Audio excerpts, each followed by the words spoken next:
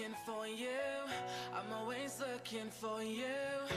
I brushed it off, pushed it aside, but I couldn't help. I was looking for you. Yeah, I was looking for you.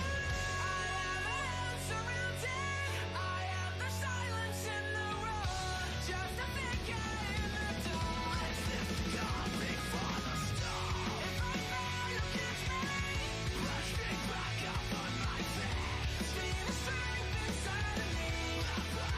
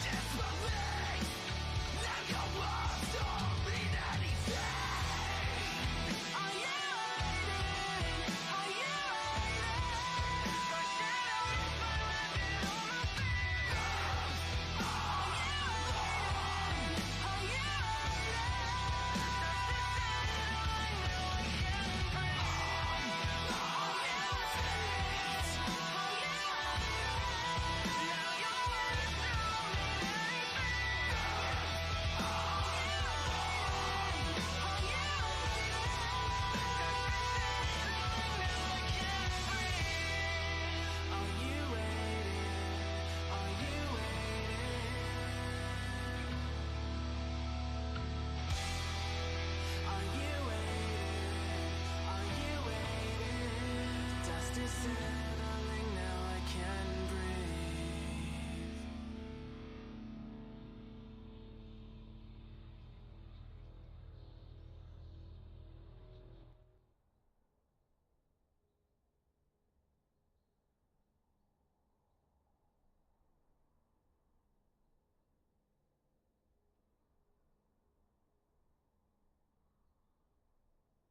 Hello guys and welcome to SQ1. Today we are starting off with a matchup, Unknown Enemy versus Free Krugs. Joining me today is Kazka, our resident play-by-play. Kazka, how you doing? I am doing great, and we have some great match in front of ourselves. As you said, it is Free Krugs versus an Unknown Enemy, and I am looking forward to how both of these teams will play, and especially Free Krugs, because if you think about how they play recently, they have taken wins against some teams like Lao Ganma, and they have also lost to teams like GG.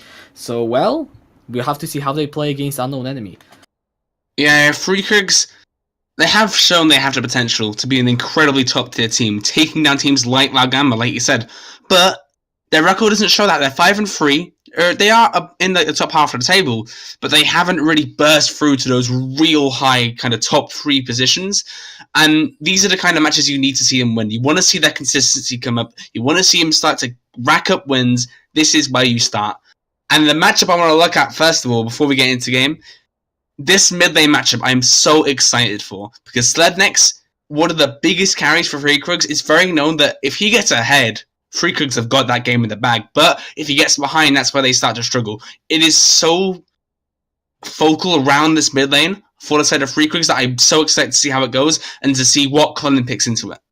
And we have seen Free Krugs, mostly against that loss against GG, where Slednex wasn't able really to do anything in that middle lane because he was shut down, and that was a game in which Free Krugs they lost heavily. And Colin, he can play so many different champions in that middle lane that really for the side of Unknown Enemy, they should be able to play around this mid lane if they choose to just make sure that they can secure themselves a solid matchup. I think we just got kicked out of the lobby. Yeah, I think so. The lobby probably has crashed, at least from what I can conceive, since no one is going in game and neither of us are in. However, that does give us a little bit more time to just break down this game even further. Yeah, and as we're talking about that mid matchup, what I want to see is Colin get himself a good matchup in the mid lane. Slednex, he loves playing Ahri, LeBlanc, Zed, Echo, especially the Zed now with the kind of boost he's got in the most recent patch. It's so exciting to see if Slednex is going to pick this up and to see if it gets banned away. But Colin has a lot of tools to use against Slednex champion pool. He plays champions like Lissandra, Anivia, Orianna, Zillion, big control mages that can shut down aggression in the mid lane very, very easily.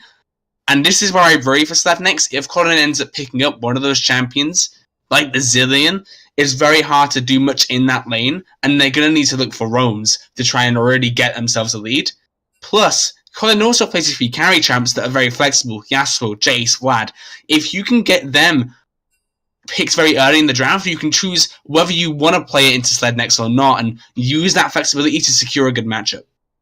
And it will be very important. However, I think it is also important to talk about another lane that could be the focus, and I am really looking at those AD carries. Pongra for Free Krugs, he has been a good player. He has consistently managed to get good stats, just do the damage. He hasn't really been like so flashy as Slednex, but he has still been doing his part. Whereas Jonard, well, I don't think we have seen him play on stream yet with Unknown Enemy, so he is definitely a bit of a wild card. Yeah, and the thing is, if Pongra, he doesn't have to be the main carrier on his team. Slednex is the big guy. He is the big aggressive player. If they had another aggressive player in the ADC, the imbalance would be very big, and one mistake could lead to a big kind of downfall, like dominoes. You knock one down, then they will go. With him being a very safe pickup who plays those big late game insurance carries, it means that once the game does hit that 20-30 minute mark, and if Slednex doesn't get a huge boost, the game is by far from over for Free Krugs, because Pongra is there ready on a Kai'Sa, a Caitlyn, something big hyper carry with the 9.3 changes to the crit. He could really do a lot of damage this game, and I want to see if he does choose to go for something lane priority, if he tries to get a little bit of a snowball going down bot lane, or if he does choose, for what I'd like to see, a hyper carry, that late game insurance, something like that Kai'Sa. Yeah, and Kai'Sa, you said it, a champion that both of them want to play. I wouldn't really be surprised to see it being banned if the teams want to focus around this AD carry, because if you can remove some of those strong champions, then it does allow you to play around that lane the way you want. If you want to get yourself an early AD carry, then you just ban out those safe picks, and you look into yourself something like maybe the Lucian. Draven has also been coming up some places. Could be there, so a lot of really flexibility I feel like for both of these teams in the picks and ban in terms of which lane they want to focus, which lane they want to play around, and where do they want to secure the matchups that will allow them to win this game in the end. Yeah, and another place I want to look at, you've ever heard of a champion called Yorick? He's pretty good right now. He's pretty good. Soap has been spamming the hell out of this Yorick in solo queue. And so I want to see. I want to see it took away ideally from him, but he is going to be there. It is. As I talk about it, it gets took away. The first ban Yorick. He's a very annoying champion to deal with. Once he's got the Triforce, then there isn't really that much you can do in the top line. And when Soap has played a lot, then it makes a lot of sense to just get rid of it. We'll have to see what Krugs responded. Evelyn ban. Midnight has played a lot recently in his solo. And Evelyn, I'm surprised they banned that because it is a very punishable champion. Pre-6, going for the big invades, you can do a lot of that. However, it shows to me that maybe King is looking for a little bit of a safer jungle pick who wants to focus more on ganking than invading. The Lucian takeaway I like from Pongra too. They don't want to see him get that lane prowess. The problem is, still things like the Kai'Sa that are kidding up. And how the Sandra took away. Collins, one of his big safe picks, like I said. I think Slednex wants to see a big explosive mid lane, so I mean, I won't get stuck away, but the Zed isn't away. The Zed has not been took off the board, and I would not be surprised to see Slednex just load this in very early. Yeah, Zed, a champion that has recently risen to relevance and is something that does fit Slednex's playstyle pretty well. If you just take a quick look at the other bans, Ergo and Lissandra both taken off from the unknown enemy, both champions that can just stay in their lane and wave clear, something that I'm not sure if Krugs want to play against. However, unknown enemy, they just go for a first pick Morgana. Yeah, and that Morgana, it's so flexible as a pick. It doesn't really tell you much about the draft, but it is a huge pick to have. You could be going for a hyper-standing AD, you could be looking to just black shield someone in the mid to late game fights, or you could be looking for an aggressive lane, possibly pick someone like the Ezreal, and just kind of poke someone out, land a really good binding, get a really good all-in. There's a lot of options to this Morgana pick, and that's why it's such a good first pick. It's hard to really read a win con just from that pick, but it is so strong. However, Sion and Sejuani both get locked in for free Krugs. If they don't pick a hyper carry here as the ADC, they're trolling because they have two tanks that have the front line already set up for Ponga to succeed. Instead, next, if he's on a carry, he can get that early game boost, and if free Krugs don't fall behind in the early game of a comp with a Sion and a Sejuani in it, it's going to be tough. But you know, Vayne and Kayn, rhyming duo.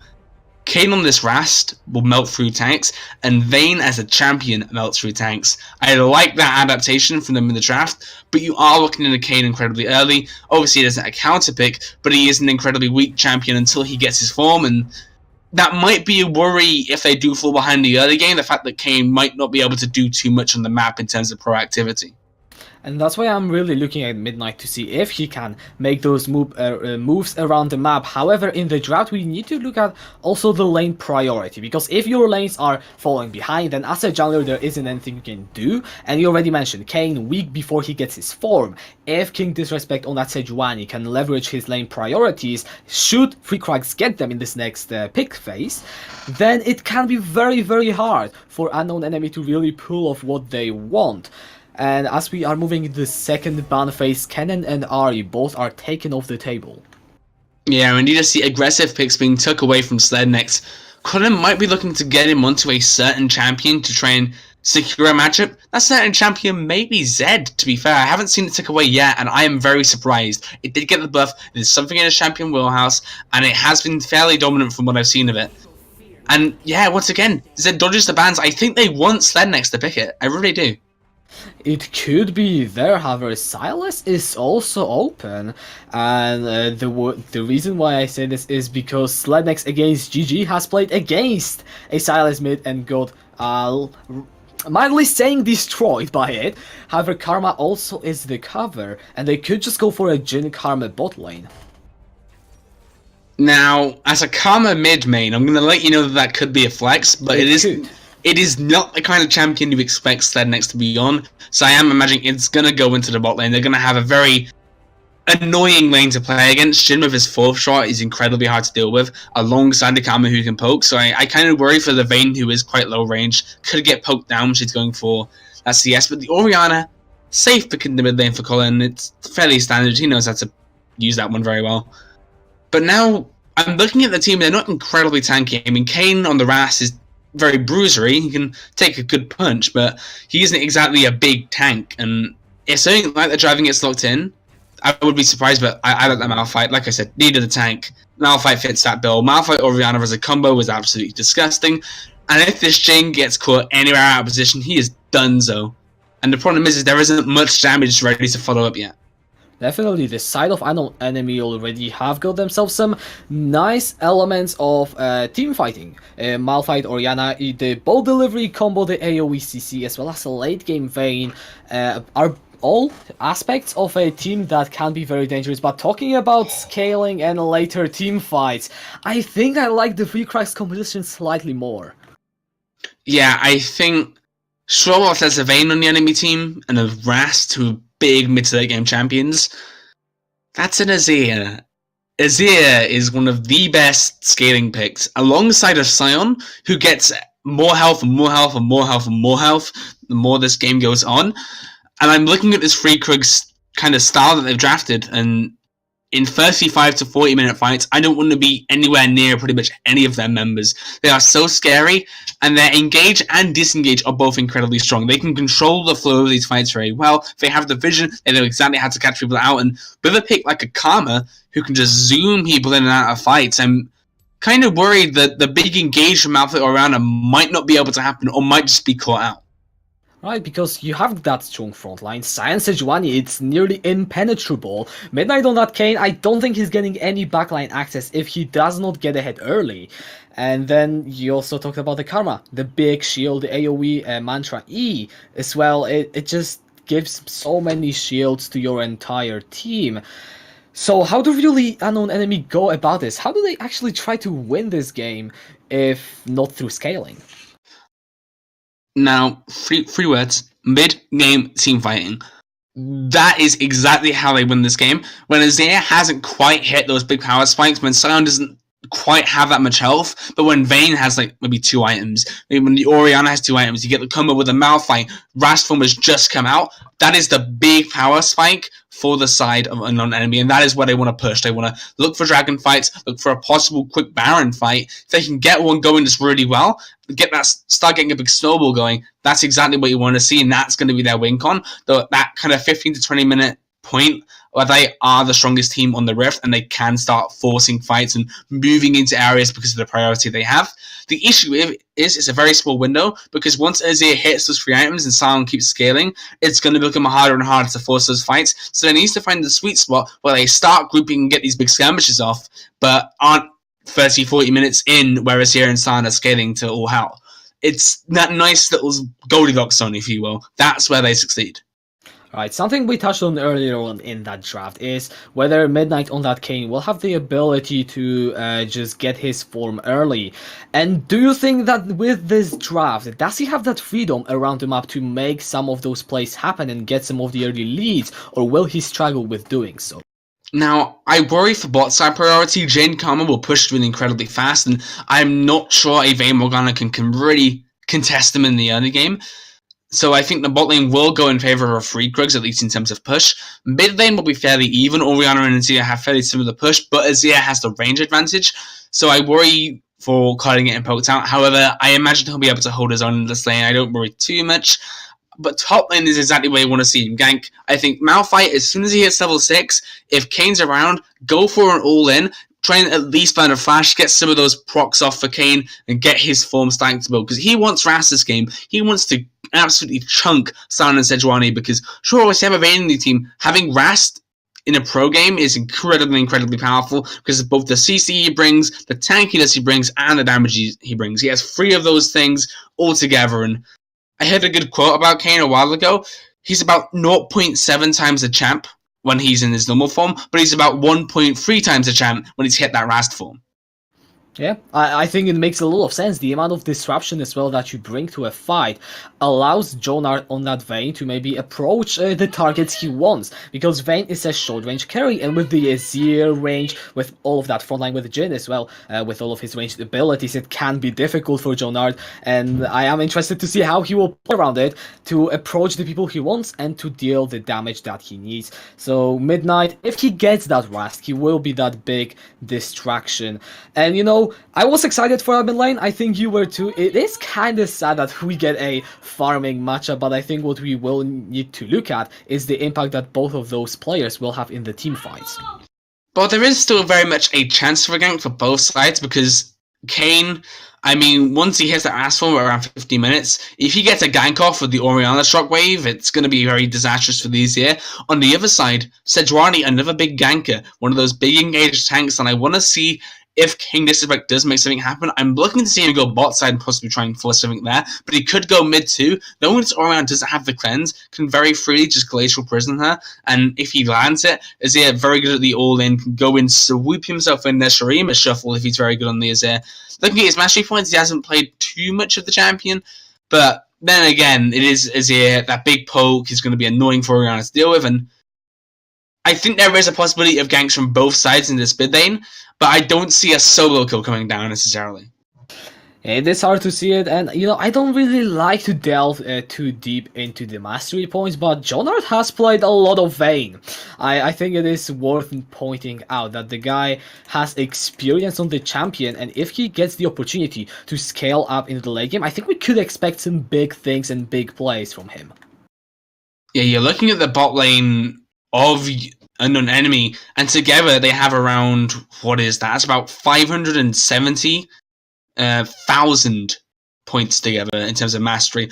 These two players on those two champions, they're signature picks for those people. They've played so much for those champions, and we might see that experience come through. It's very often, the more you play of a champion, the better you get at them, and if they're able to mechanically outplay some of these early fights, it could mean that this Vayne gets ahead, and if you get a Vayne ahead in the early game, those mid to late game fights can become a lot more scarier for Unknown Enemy. Yeah, you just get those two items earlier than you would expect, and that is pretty much how you get set up for the entire game. I do believe we are getting into the Rift in a couple of seconds on the stream, or we might be in right now. However, let us know in the chat, who do you think is going to be the winner? Will it be hashtag FEK win or hashtag UE win? Yeah, it's going to be a very exciting one to watch. One matchup we haven't talked about, but I don't imagine we will talk a lot about, is this top side. Very much farm oriented, but also very easy to gank for both these champions. They're tanky, they're survivable, but they both have fantastic gank setup. At least Malphite has to wait till level 6, but Sion will always have that in his kit. It could very much be the area the junglers look to focus if they want to get themselves some free kills, possibly look to push in top side, get a bit of priority there, because a tank like Malphite or a Sion when they're behind is very difficult to pilot against someone else who's just tanky than you objectively. Right, one thing though that I really want to pay your attention to is the rune that Midnight is running. The Conqueror changes though mean that that rune is specifically strong on champions like Kane. Oh, they've been caught out on the cheese. Bot lane, the binding does find its mark onto Pongra, however your support just throws in the empowered Q and no one really wants to fight. Yeah, I feel like the Vayne Morgana wants to try to farm it, but the Jhin Karma don't want to just jump into a bush that's unwarded and get caught out like that, so it's fair enough that they both disengage the fight, and no one really gets too much. In fact, I think Jhin Karma end up with a lane priority after that play, which is rather unfortunate. Looking at the junglers right now, they're kind of mirroring each other in a little way. Oh, there's the DC. Fun. Yeah, and we're gonna go into the pause. You touched on the ball lane priority. I think it makes a lot of sense for Jhin and Morgana to just get the early poke onto Vayne and Morgana and... Did I say Jhin and Morgana? I meant Jhin and Karma against Vayne and Morgana to get the early poke in and just shove the wave in. You see it right now, and if Gerben and Jonard can just play around it well, then they should be able to CS under their own turret, which I don't think is I don't think they are really worried about the state of the lane right now. I will say one thing to look at in bot lane is level 6 Sound Spike. Jhin has a decent ultimate, but Karma is already going to level up the Mantra. On the other side though, Vayne with the final hour, very, very big ability for her. And also the Soul Shackles, if Gerbent can get a big like flash ultimate in, starts rooting up some people, that level 6 ult can be incredibly deadly. So if they are able to get it off, if they're able to catch Pongra being a little bit too far out of position and punish him, that could be the opening they look at in this lane to really get ahead.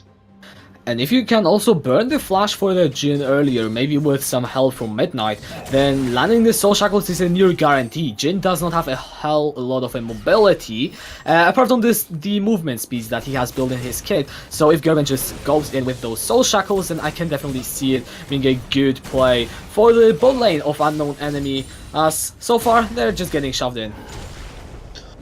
Yeah, it's looking to be a bit of a shove down the bot side. But we do see Kayn possibly looking for something, but he will be spotted out by a ward. Yeah, nice Tri-Bush ward. Early vision for the bot lane of Free Krugs means that Midnight, he cannot really go for anything. It does seem like the junglers, they're just trading their sides of the map, or at least King Disrespect is just invading. Might not be an actual trade in the end. Yeah, it looks like Kayn might lose out on a few things. It's the wet noodle fight. He hits peak performance with both top lanes just hitting each other for a lot of damage and then hitting it all up and not really landing. Grasp of the Undying. It's that fun rune. You can hit each other and you both just heal a lot. However, if you take a look at the jungle, I'm not exactly sure what happened to the blue buff. I think King Disrespect actually managed to get a successful invade on that buff from Midnight, which will hurt him as a Kayn.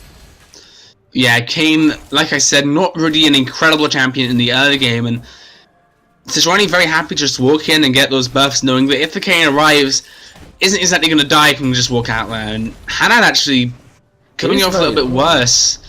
He's very low, and I maybe worry a little bit, but then again, Sion kill pressure is very huge. Just keep around the level 6 mark, which will be hitting in a few levels full soap. He could look for a big, I don't know, unstoppable onslaught into big slam. Yeah, bot lane, there is some trading. Deadly Flourish finds it mark onto Jonard, and Pongra getting a lot of damage through that trade. Definitely went in favor of Free Krugs.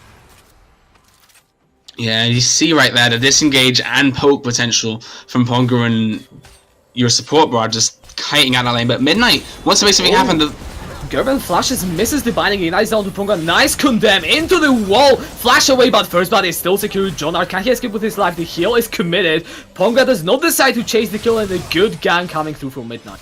Yeah, and there's the Vayne getting themselves a kill. I'm surprised that she has a CS lead, I'll be honest. Because of the fact she was pushing, I was expecting her to not manage to CS all of those minions under the tower, but she's done well for herself, and that's very good for her, because now she's got herself a Bounce Sector and Boots, and we're only 4 minutes in.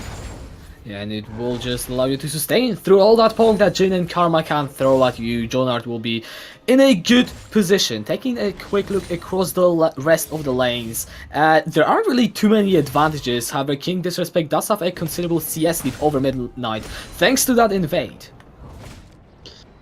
Yeah, what's actually really nice about the mid lane is Orianna's managed to get the first back and shove in his ear, which means that she's now maybe a little bit behind the CS for the time being, but will likely catch up on that. Has been able to get herself an amp ton though, and I believe her corrupting port has been upgraded from the refillable that she had, which is very nice because you want to sustain a lane against an Azir who will be poking you out consistently. Getting that health, getting that mana means you can shove him in and not be at too much of a risk of just getting poked out to death. Yeah, and as long as you can keep that wave shoved out pretty good, then Midnight has got that ability to just move around the map and make those ganks like we saw in the bottom lane, because as soon as Selednik shoves in Colin, he can just move into the jungle and Midnight will be very much restrained. Your support bar does get caught out by Manning. They're trying to freeze the wave in a position where they could engage, but unfortunately your support bar a little bit too far up that lane, so kind of hard to engage him. But here comes the Kayn, and this time there's a control ward. There is a control ward. Gerben will just clear out those traps from the Jhin, and Midnight does not commit to a gank just yet. If you take a look at the ultimates, you have got the Emperor's Divide for Slednex, and you've got the Shockwave as well as the Unstoppable Force for Hannet. So there are some of the ultimates ready. Soap now hits the Unstoppable Onslaught, and King Disrespect, he's pathing around that bot side. Yeah, King Disrespect, he's actually been quite respectful to the Kayn. He does get a really nice invading, but he knows that he has the priority. He can just kind of walk around his rivers now. But the problem is, like, he's got a decent lead for himself in the jungle, but he hasn't actually made a gank happen, and that surprises me. You are Sejuani, you are very big. I assume maybe King Disrespect is waiting for the level 6 and trying to make something happen then, which is very much an option. But I want to really see a gank come out for the Sejuani. The gank potential on that pick is huge, but I haven't seen it come to fruition yet. Yeah, King Disrespect didn't really have any luck with catching any lanes being shoved in too much. If you think about it, the mid lane and bot lane for Unknown Enemy have been relatively towards their side of the map for the majority of the games. The top lane right now is pushing, however King Disrespect isn't really in any position to punish that, and as a result he still cannot really find any play. Oh, but there is one guy who's got himself in position to punish that top lane. This ex-Midnight sitting in the Stride bush. He decides to just back off though, thinking he may have been spot out there. Yeah, Control Ward now also comes out for Soap, so he will be pretty safe in staying. However, an engage comes through anyways. That is the Unstoppable Force. Soap already have HP, flashes away, has got the Unstoppable Onslaught. Looks like the flash will be enough. Yeah, once again, he's getting himself those few little procs that let him get his form a little bit earlier. He wants to get the rest, so focusing down the Sun and Sejuani is exactly what he wants to do ideally in this early game. Get himself those extra little Rast points so he can get it that tiny bit earlier and make himself get to that really strong point. And right now, this Kayn, who I said isn't really a champion up until he gets that form, has actually really not been punished too hard. There's that one invade and that's been it. He's actually going to now cut the red buff from Sejuani herself, but that is more vertical jungling really. Yeah, Midnight really has had the free hand. He even made a good gank in the bot lane happen, which means that at 8 minutes, the Unknown Enemy, they have got a very slight gold lead. Currently sitting at 600, nothing major, nothing really that the side of Krugs won't be able to overcome. But we talked about the fact that King Disrespect wants to gank, and now he's got a level 6. Now is the time where he needs to move around the map and actually find these ganks. Yeah, and the issue is right now, like you said, the push is usually in favor of free Krugs in pretty much every single lane, and whilst that's great for jungle priority in terms of invading and getting scuttle grabs and river control, it's still great when you want to get ganks off. And the problem is right now, you see top lane's missing, the Silence got the push there, mid lane Zia's very likely going to have the push, he's going to try and develop some vision, but might get caught out, I doubt it though. Yeah, I don't think anything really will happen there. I want to just divert your attention towards that bottom lane, because ever since that kill, John Art has been able to develop ACS and actually create pressure with a Vayne in the lane. Yeah, I have to admit, John Art, he's done a decent job this game right now. I mean, that bot lane, staving off the pressure from that Karma Jhin, who I was expecting to really hard shove and give them a hard time. They've done very well to not only go even, but actually go ahead, having a little bit of CS lead and the kill.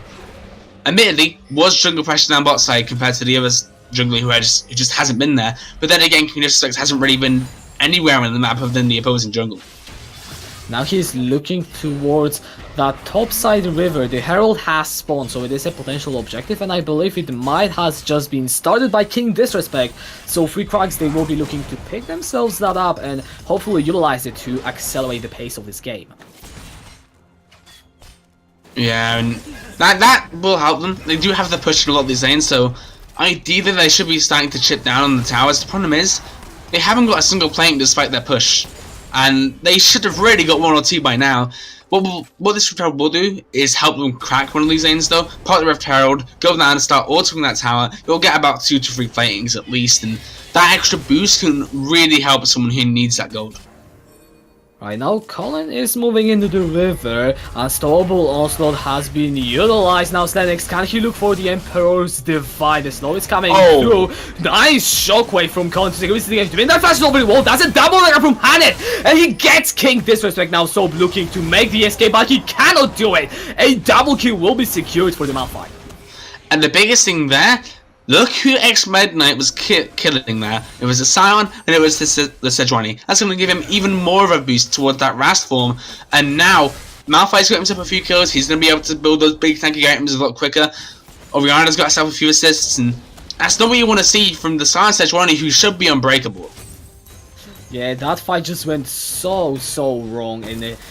Really good turnaround, I have to say, from the side of Unknown Enemy. You know, I came into this match with some doubts, because Free Krugs, they aren't unbreakable by any means whatsoever. However, they have shown to be very good against teams like Laok and Ma. And Unknown Enemy, they are 2-6. They are also not really at the top of the table. However, seeing them now do this and secure an early lead against Free Krugs, I think it's definitely a statement for this team. And whilst I do worry for Unknown Enemy, they are a new team, so they might need to work out that mid-lane game macro. If any team is going to be the one you beat in mid-lane game macro, I think it might be Free Krugs. They haven't had the best time when they've been even or behind. They like to get these big snowball leads, but they just haven't been able to this game. King just hasn't been able to make ganks happen, and so now they're at a point where they do have a decent scaling composition. Like we said, Scion, Azir, very big scaling champions. The issue is I don't know if they're going to be able to really activate their full potential when there's something like a Malphite just threatening their backline.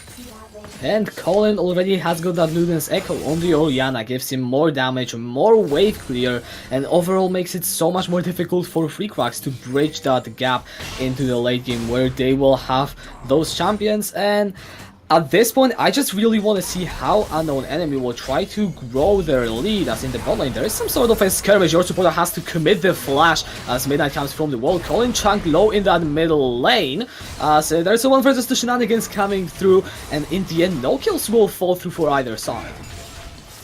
Yeah, unfortunately both sides are not getting any kills there, but right now it's looking like Kane's going to sweep out some vision from the river, get himself a little bit of priority in the river whilst he can. But Jin Karma pushing in the lane now. They've finally got themselves a plating, and it looks like the Rift Herald has been popped in the mid lane, which means that now there's going to be some investment from both teams. Oh my goodness! Shockwave! Slednex just pops! He has got the barrier. Colin gets the solo kill, and the Herald will also die. Free Krugs, it just isn't working for them just yet.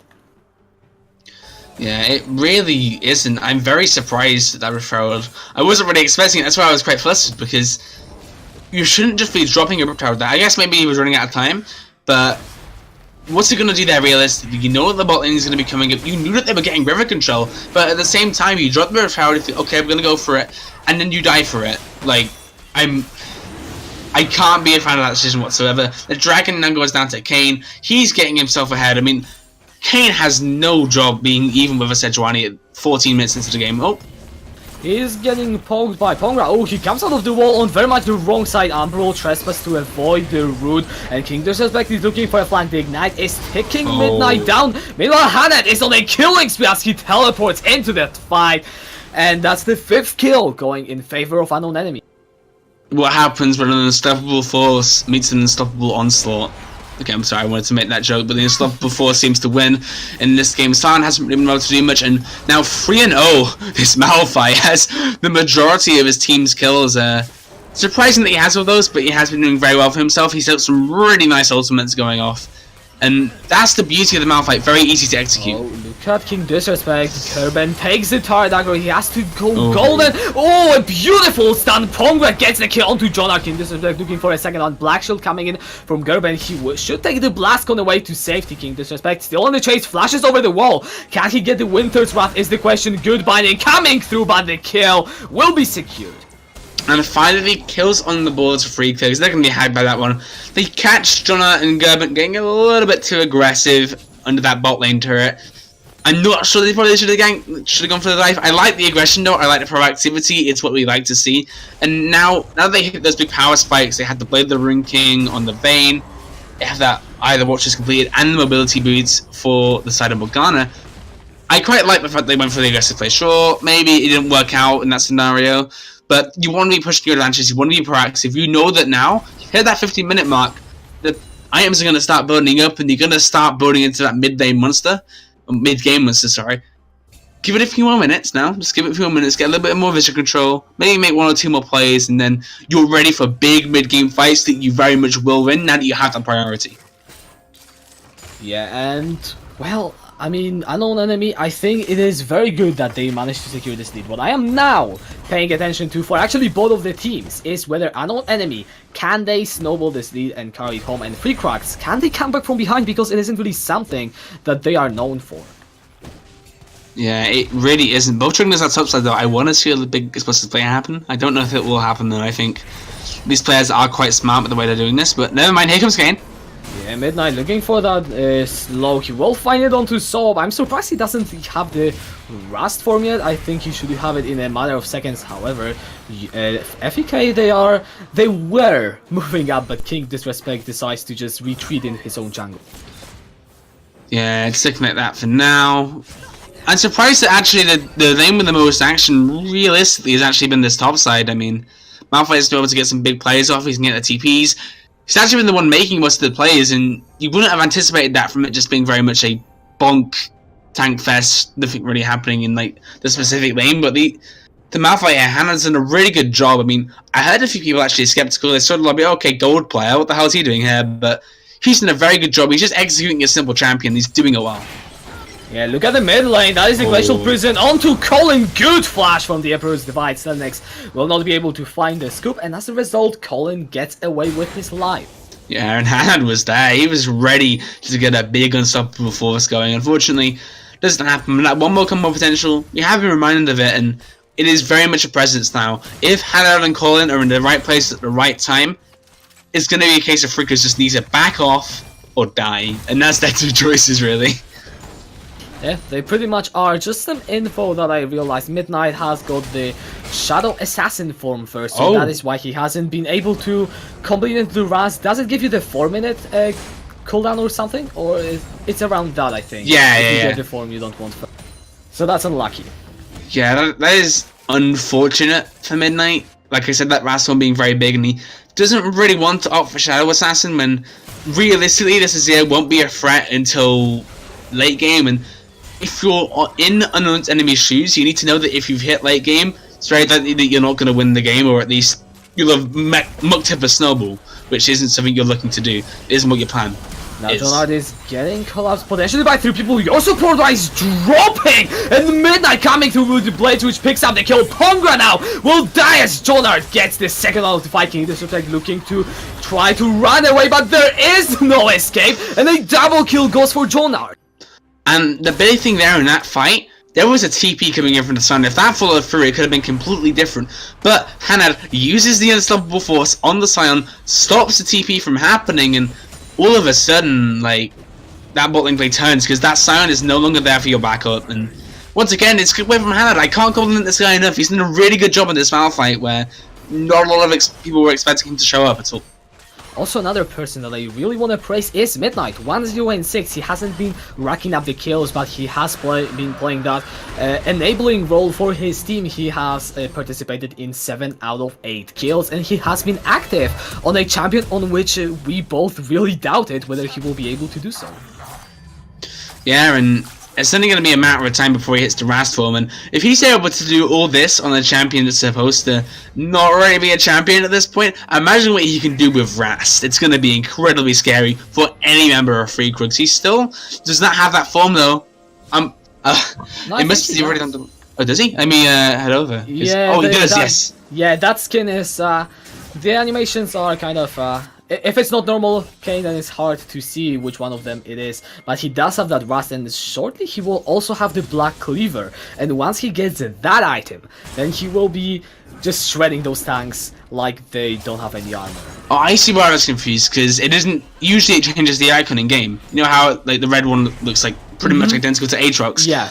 But it doesn't seem to change that in Spectator, so I was kind of confused, but he now has that form. looking for him to assert dominance. He clears so fast as this Kane. He can just sweep through his bottom side jungle, get priority through the river, and then possibly look mid for a play. I think that's the next kind of line that I'm going to see him really take here. He could just look to clear his top side. That's also an option, and you could just ignore everything I said. It's not fair. Yeah, one thing that I don't really want to pay too much attention to, but I think needs to be said, is that King Disrespect has got the Warmock's armor, but he's currently below 3000 HP. I believe that someone did that yesterday as well, which just makes it so much more ironic. That's an interesting purchase. We'll give that one an interesting. Maybe he's just going to pick up a Hellfighter very quickly. Yeah, he's 200 HP off, so it's a lot. Yeah, it'll just, you know, pop on the Ruby Crystal too, and then you Gucci. But I'm surprised he bought it so early, because I didn't really see... Oh, never mind. Mid lane gank. Yeah, mid lane gank coming through. Colin uses the shockwave already. Catches onto Slednex. The barrier is popped. However, Colin stands under his own turret. Can he turn it around? The answer is, well, he doesn't get the kills, but he survives.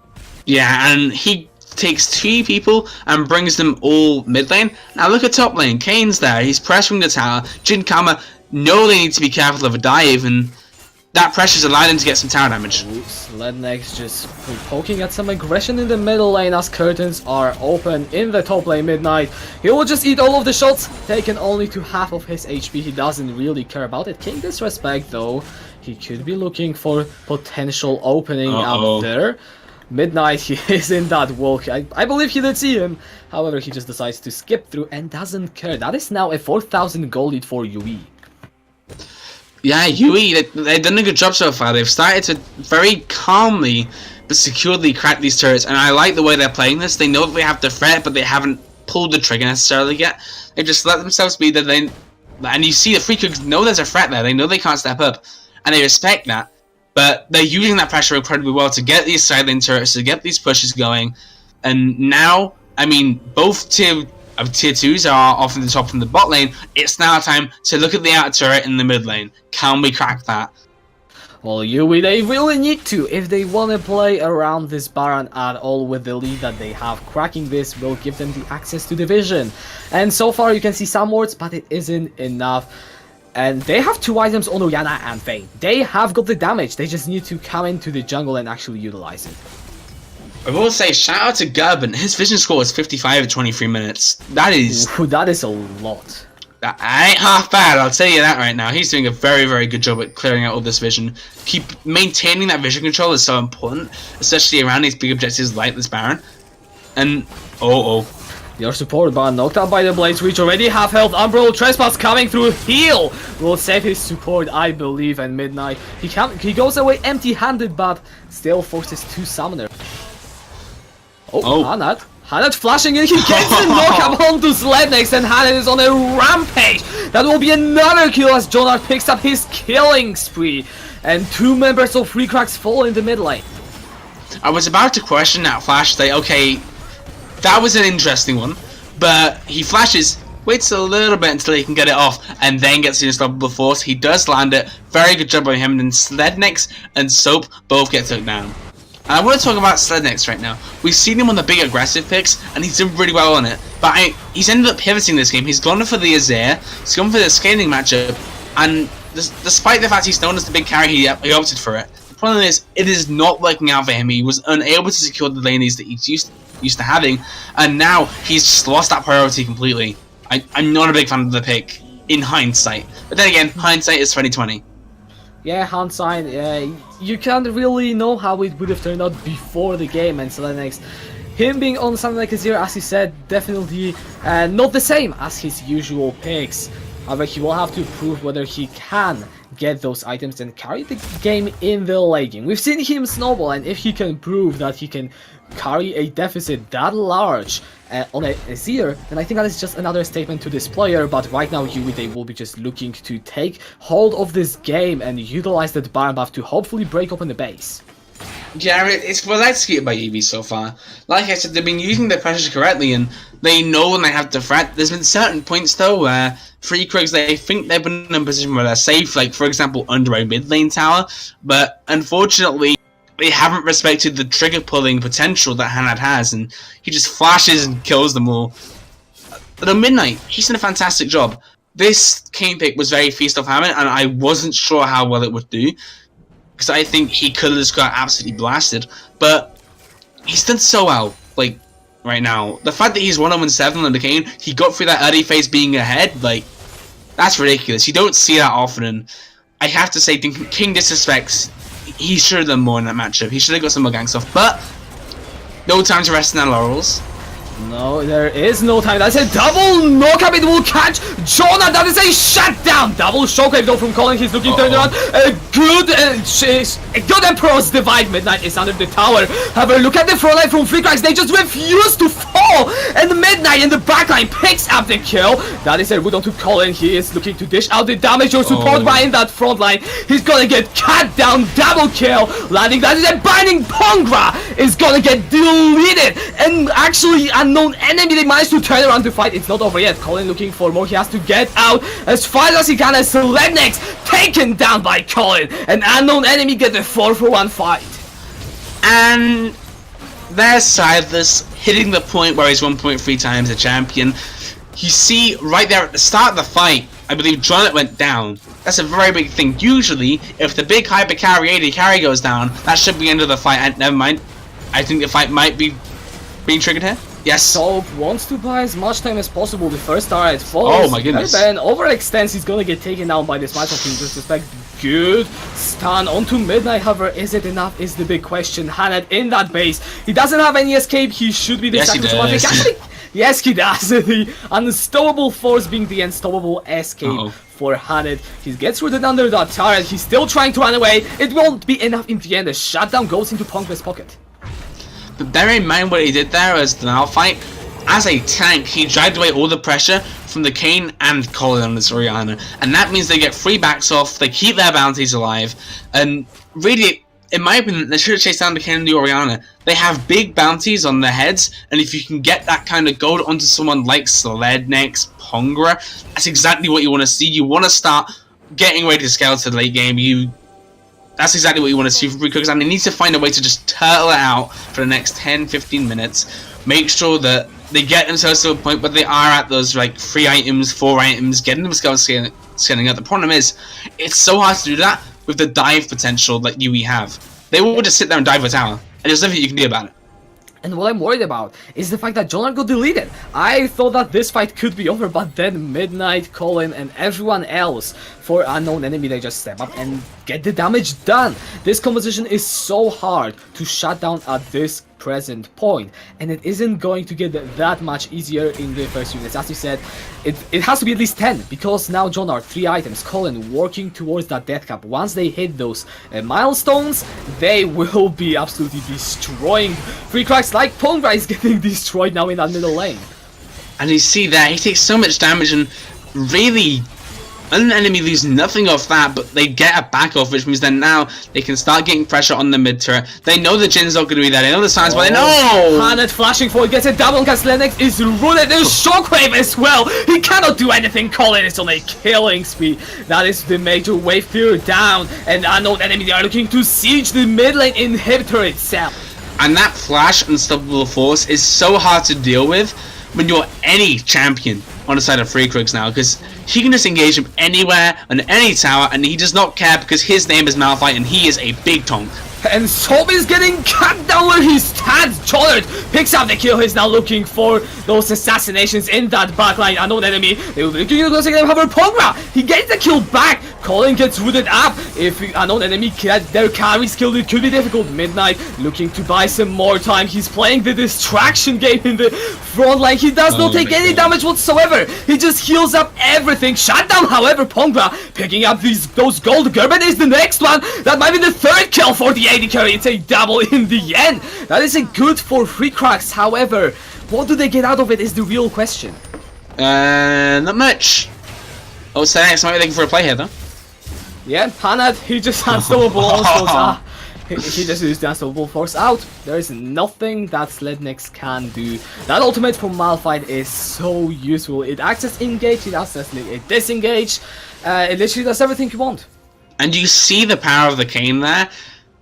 he both does so much damage and looks so many people up, but also he takes all that damage. He's like, yeah, sure, I'm happy taking all your damage. I'm happy just sitting here with 2 people and drawing that pressure. I mean, whilst Pongra does get a really good play, he's 5-2-2, doing very well for himself on this gen. The problem is he might be too little too late, because that Kane's so unstoppable that I think next fight, if they're able to get some push stuff, crack that top lane turret, and then all of a sudden they've got triple inhibitors, they can just walk in there and just emanate pressure across that kind of nexus. And I don't see a way back for free Krugs unless we really screw up the next few fights. It will be so difficult, but Pongra has picked up those 3 kills. It is a potential avenue for them to win those fights. If he can find the damage onto the backline carries, then maybe, just maybe, Free Krugs can actually win a fight, but then it always comes back to Midnight. 4-0-10 on the Kane, and as I said, he just doesn't take any damage. Now 2 inhibitors down, the Baron is inside of Unknown Enemy.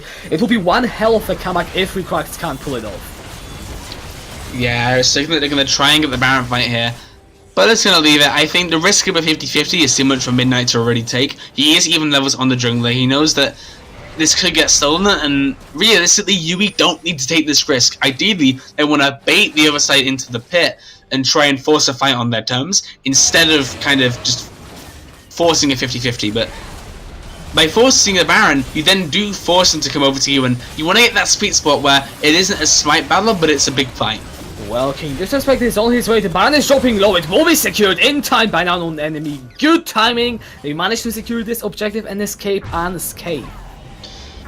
And the big thing there is that the TP is actually burnt from Cylon to try and get into that fight. The problem is he TPs in too little too late, and nothing happens. He wastes it for barely anything. They're going to get a mid lane tower. That's going to be it.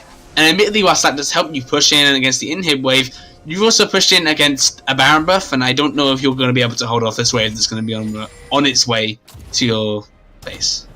Free Krugs, they're looking for some sort of ambush. John Hart is getting knocked up. He gets absolutely obliterated. Sledex gets the first kill of the fight. However, can Free Krugs actually win the fight itself? Hanat is now the target. He's taking a lot of damage. He still has the unstoppable force. He got taken down before, though. That is the kill onto Sob in return. Midnight looking for that backline access. He jumps and he gets massive knockouts. He's chunking the entire team. And that's a double kill as Ponga falls. And through it all, Unknown Enemy still come out on top. I have to say, Jonat's positioning ain't too hot this game. He has been caught out quite a lot, and as soon as I saw him get bursted and also Hanad be knocked out of the fight, I thought it was for sure over. But it turns out they go even, and now they can just walk in some Baron buffed inhibitor minions, shove them into the Nexus Tower. I think they might just, have the pressure to take it down. They might be, they might be looking to maybe end the game. If they can find more pigs, Midnight jumping onto your support guard will try him to half HP. Now that is a root onto King Disrespect. Colin looking for the damage. Lennox jumping forward. He really wants to find that opportunity. Free Krugs, they need to find some solid engage, get multiple members if they want to truly win this fight. But Unknown Enemy, they aren't giving them flash away from Colin. Astro also is coming down from downtown. Midnight just shadow steps into the wall. Soap still on the chase with that righteous glory. He will have to recall. Hanad is on that back line. He might just die once again. Gets a double knockup. Stenex is actually very, very low, and that is zero. Will be able to secure the kill in the end. Now, Unknown Enemy, they are 4 members strong. Can they get anything more? Colin slowed down by the shots from the curtain call. That is a deadly flourish. The stun coming through with that glacial prison, and gets taken out by Ponga. However, your support bar looking to get chased down by Midnight. He makes it out into the base. Midnight half HP. If he falls, that could be huge. It's a shutdown in favor of Slednex. 2 inhibitors are down. And whenever Free Krugs they strike, Unknown Enemy, they just take something for themselves. And the thing is, Unknown Enemy could have ended the game so many times now, but there's so many little mistakes that when these fights go just even enough for Free Krugs to stay in the game. And now we're starting to see things like the Azir. They are at 3.5 items now. Could be getting very scary. It has the bounty on him. And you're starting to see the Azir impact in these fights. It's so hard to really get onto the backline when Slenex is sat there poking you down for so much damage that I don't see Jonathan really doing an incredible amount in these fights anymore, because he's just being straight up outranged by the Azir. Whenever he tries to step up, he just gets CC'd up, and dies. As simple as that. That Vayne cannot do a whole lot, and Free Krugs, they will be looking to mount an incredible comeback. We are still a long way from that though, because Colin, 4 items on the Orianna. Midnight is still a big threat and Hanet is hard to kill. And I feel like if unknown enemy coordinate their engage, then there isn't a lot that Free Krugs can do. Yeah, this is like get that one coordinated fight, try and force a play in. You know what's coming up now that's great to coordinate a fight up? A big objective called Elder Dragon, and they're just going to force that. But at this point, Free Krugs just cannot contest that. They know, I think they know it's being done. Or at least can kind of sense it, but it's too little too late. The Elder Dragon gets it down, and that's 2 Mountain Dragons getting buffed up. That would be great if there were any objectives on the map, but unfortunately, all you've got is an inhib, a Nexus Tower, and a Nexus Turret. So I don't know how useful those buffs are going to be for them. However, they do have the Elder Burn, and that is going to be huge in these big fights. They're now going to be looking in the next minute or two to force a giant fight. And if it's any team that's going to force a fight in this game, it's going to be the one with the Malphite or Orianna combo. It's going to be so hard to deal with them trying to like force a fight, and you can't really disengage too well.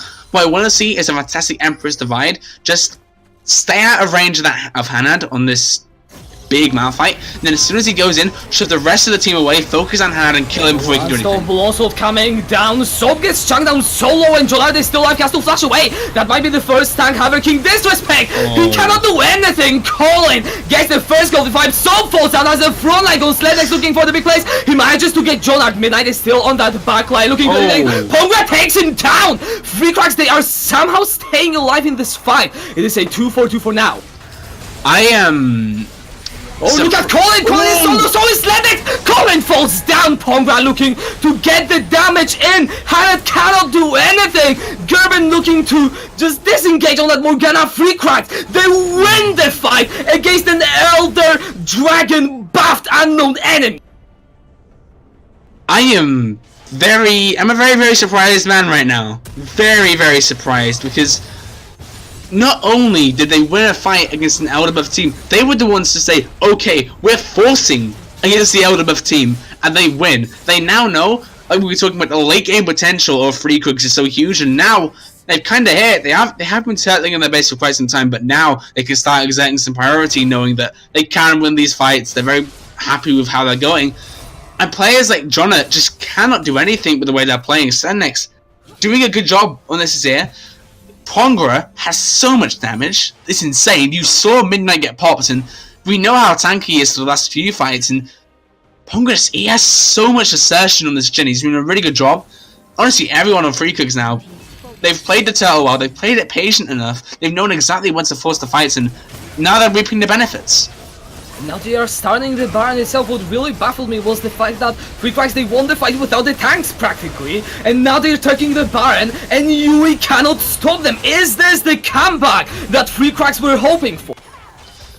Very much could be. We were talking about an enemy having a huge lead in this early game, this Kane getting to his form incredibly quickly, but now that just simply isn't the case. They've caught up. The longer this game goes, the less that lead will matter, and at this point, it isn't going to matter that much whatsoever, as they're starting to maybe push into the base. They're looking to maybe get a big fight going on.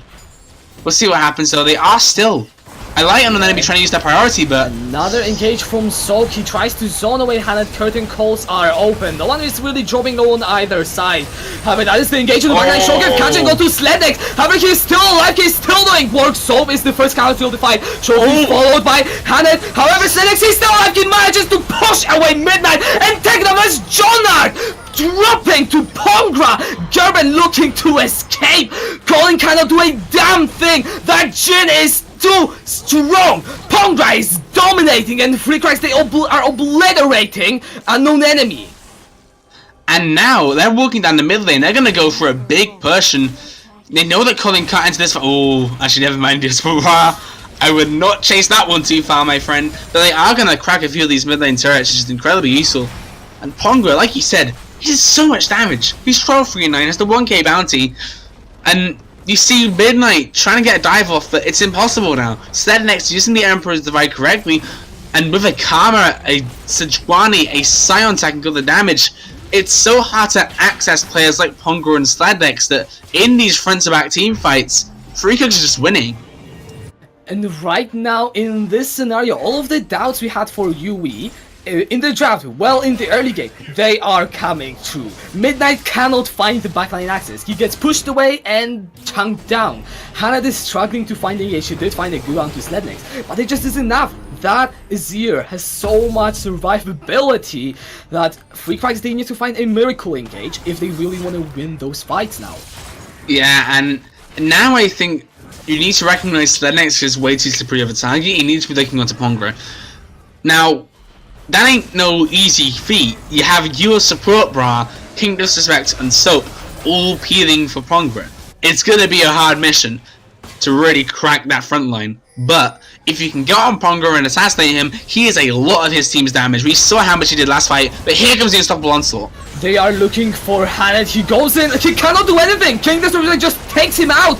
Gerben looking for some soul shackles. However, he also gets taken out. Look at the base. Look at the base. Midnight and Jonah. They're looking for the Nexus. The inhibitor is down. The recall is coming from the car. He's empty. The Nexus is half HP. Jonah is looking for the Hex. And there are no enemy. They take the game over Free Krugs.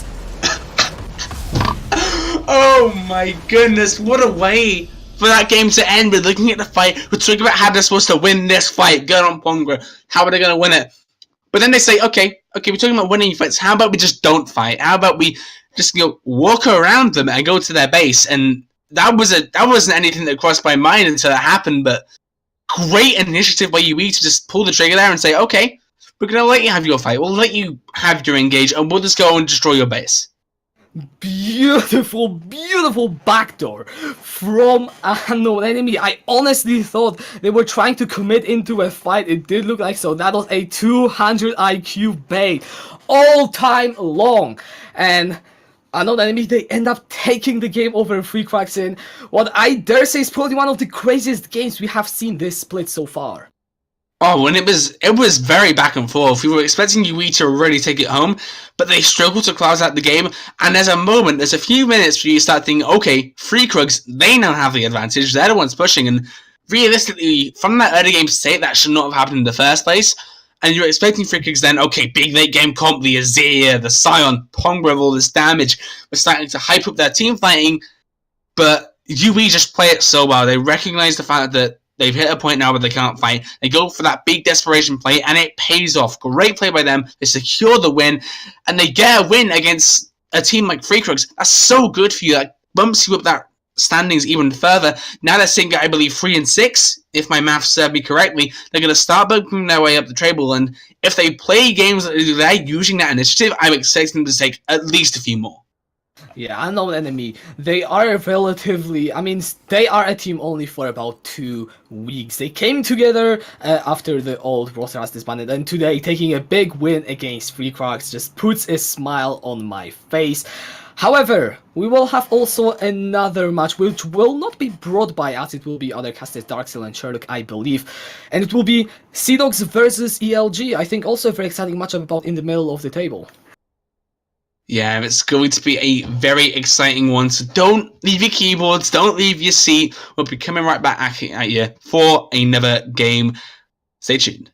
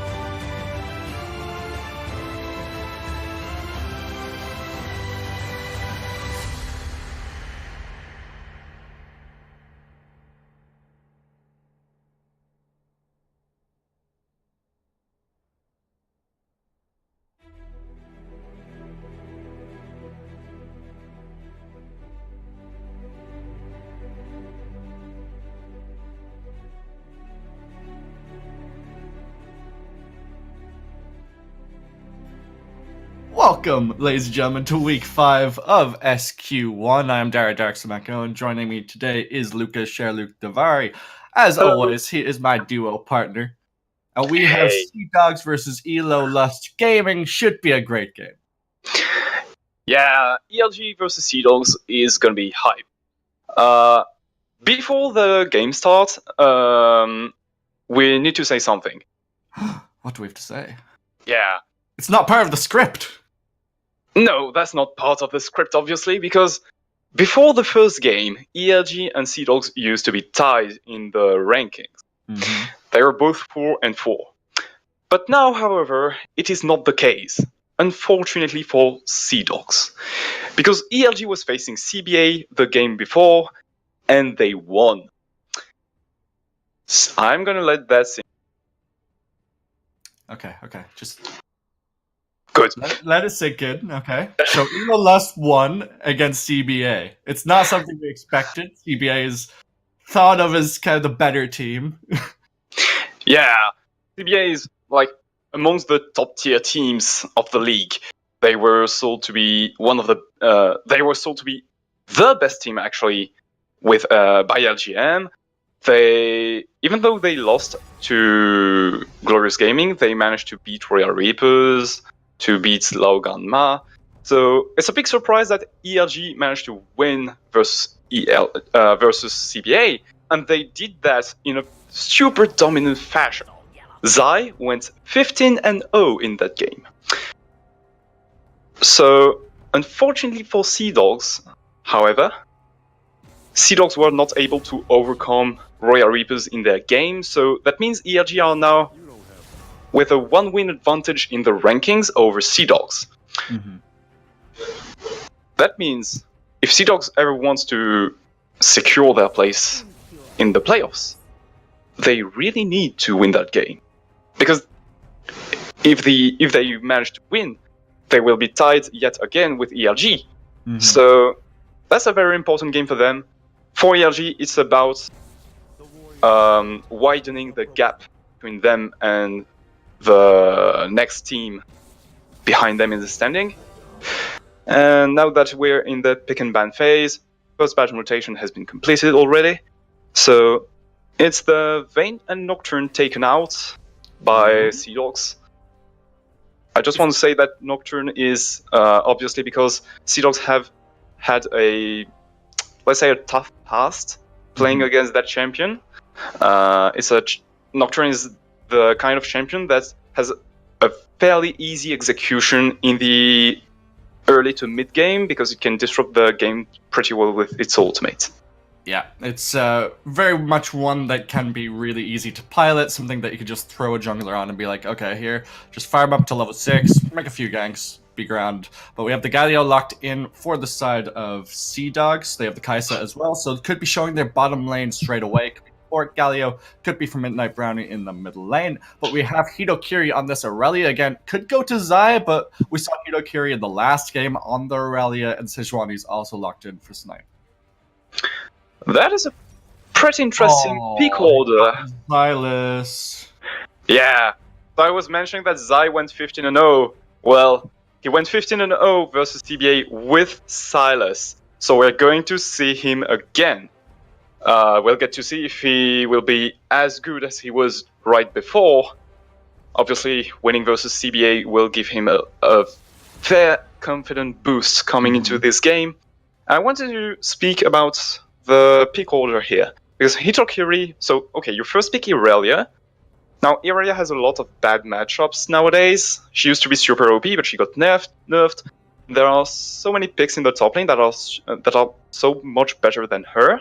Mm-hmm. So, it's a big risk, unless Hitokiri is super confident on his pick.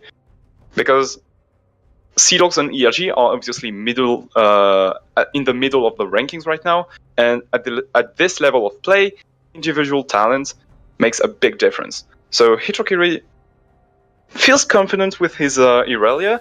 Silas is going to blind pick his champion as well, so that means the 2 last picks will be counter picks for the solo lanes, which is something super valuable.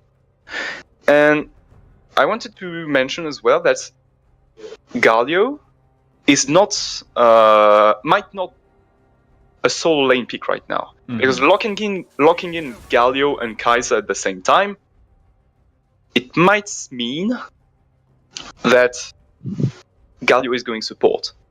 We've seen a lot of Gallia support, actually. We even saw it in the LEC. We've seen it in other lower levels of play, but also at high elo. So perfectly viable. We saw support Bra actually on it, I think, last week or the week before from Free Krugs. And that Poppy being locked in, known as a counter to Aurelia or something that plays pretty well into the Aurelia, so they did get that little bit of a counter pick there, but they're trying to take some of those harder matchups for the Sylas early off the table, so they take away the LeBlanc and the Zoe.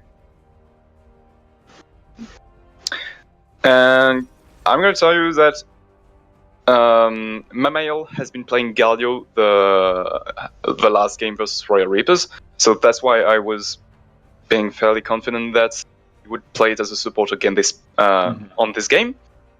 And now, I think that's Seadogs are giving the mid laner the last pick, because I think that the Poppy will go top, Nunu will be in the jungle, Galio support, and now it's the Sever locked in for ELG. It's a very powerful pick right now. If you pair it along with Lulu, maybe? I'm not really a big fan of Ardent protective supports on Sever. Even if a little bit of Lulu, but it does give a lot of protection, a lot of survivability. It doesn't even have to be on the Sivir. You could put it onto the Sylas, onto Aurelia, who will want to dive in, try and get onto the backline, get onto the Kaisa. You could put it onto the Sejuani, try and keep her alive if she wants to be the beefy frontline and just dive in with the Arctic Assault. But how will that play into the Kaisa and the Galio when they actually lock in the Anivia for Midnight Brownie? so, Anivia locked in for the mid lane. Galio is going support. The reason I said I was not a big fan of Ardent Sensor support for paired with Sever is that Sever pushes the lane as much as she can. She's just a machine at destroying these lanes. And Kaiser will not have the wave clear to match it until a long time. Until she gets at least 2 or 3 items under her belt, and then she can press Q and just blow up the wave. Pretty much. So that means Sever and Lulu will be far on the lane, and Lulu is fairly susceptible to ganks. So I do think that whenever you have maybe a more aggressive, more tanky support with the Sever, you can actually fully utilize the pressure you get from the push. So something maybe like a Tam Kench, something like that. I mean, they banned away the Thresh, they banned away the Braum. I have the only tanky option available. Oh, there's the Alistar as well, but he's also susceptible to those guns. Yeah, and Alistar wouldn't have been that much of a great pick, because if you're ever all in and then the Anivia gets the wall behind you, it completely cuts off the follow up on your engage. So good not to lock the cow just yet. They chose the Lulu eventually. I was saying that I prefer tanky supports, but Ardent works just fine. It's just that it takes much longer for the Sever to be useful, to fully utilize the bonus that she gets from the Ardent. And now they have a pretty strong late game ELG, right? They have the Sever, they have a super good late game team fighting position with Irelia, Sejuani, Lulu and Sever, and Sylas. Sylas is the pick that will get ELG through the early and mid game. Look at Seadogs' composition. They do not have that early power spike. They don't have that early pick that will pressure the whole map like an Olaf would have. So it means the game will actually be much slower this time, and will be I'm expecting this game to go up to the 30, 35, maybe even 40-minute mark, where Anivia, Kaiser, and Sylvia will be happy to have a full stuff, you know. So that's why I'm thinking Silas would be the pick to watch this game, because it's one of the few picks that will actually do well mid and early game. Mm-hmm. Well, we were saying before we came on broadcast that you need to get this early mid laner against the Silas, something that will win pre-level 6, so you can try and keep him down. If you go even with him, basically he's going to start to win the lane and win the game. That's exactly what we saw Zai do in his last game, going 15-0. And Nivea isn't known for her laning phase being good or even decent at all. So that's a little bit of a worry to my mind, but they still have a lot of utility in their comp. They have Engage, they have team fight potential as well with the Nivea ult, Galio ult, Kaisa, known for that late game damage. But are we expecting the Nunu to pressure that bot side in the early part of the game? Because as you said, Lulu Sivir, that spells hard push the wave, but that means if they don't have sufficient vision, susceptible to that gank from the Nunu. Yeah, I mean, Nunu is a fairly unpredictable jungler because of the snowball, the biggest snowball ever. Basically, you can gank almost any lane with that. Deep. I mean, if you're bot side, you can gank bot as well as mid, and the pathing of the Nunu makes it really difficult to predict. Both for his teammates and for the enemy jungler. So it's a pick that requires, of course, communication. You need to make sure your teammates will know where you want to play, which lane you want to play around. And since we're expecting this game to go up to the late game, wave management is going to be key here. So we can already see pings coming down from ERG. They are maybe expecting an invade right now. So we're seeing Hitokiri grouping with his team. Well, right now I'm just waiting to get into the game. The Spectre client is kind of broken on me, it seems. So I'm on 0%. Well, nothing's happening right now. Seadogs have a classic cover layout. On the other side, ELG, Zai, and Hitokiri are grouping in the pixel bush in the top lane, in the top side river, I mean. So they might want to maybe get a little bit adventurous, and fetching the starting position of the Nunu will be a valuable information, because the pick can start as well at his blue buff as he can at his red buff. So if they manage to get this information early on, it will help them track the... Are they? Here we go. So Zai is approaching. He spots the Nunu in the top side, starting at his red buff. So there we go. It's an information that will help them track the position of Nunu on the map at all time, knowing that he usually prefers to do a full clear on his top side because of his heavy AoE damage.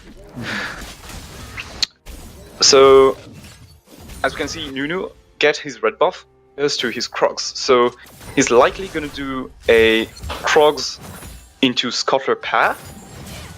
And Sejuani is doing that as well. We could see some vertical jungling from the junglers because of the information they got at level 1.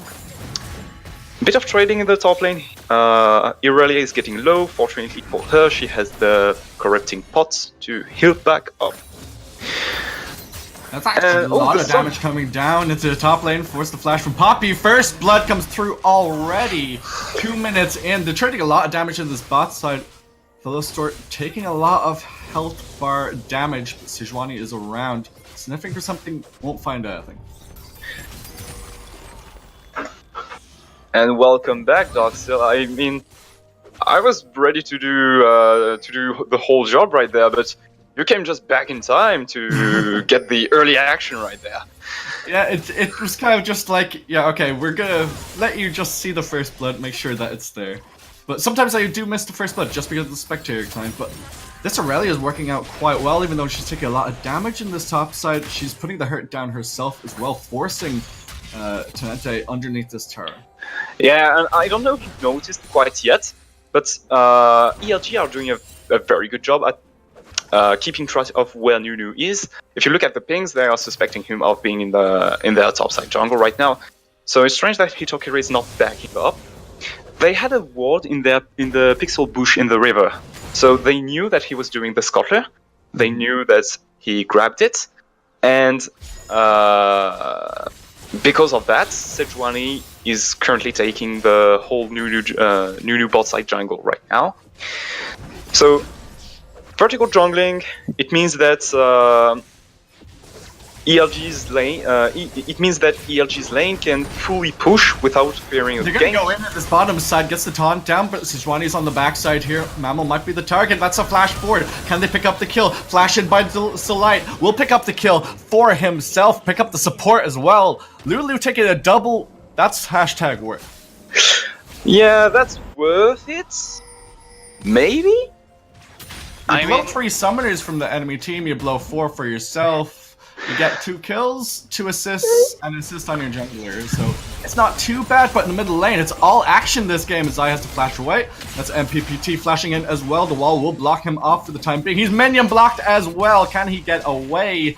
Just walking away, but will be hit with the last hit. He will be going down. That's a very good play there for Seadogs. They needed something after what happened in the bot lane, and Nunu managed to get the gank off in the mid lane with the giant snowball ever connecting. So very good play from them.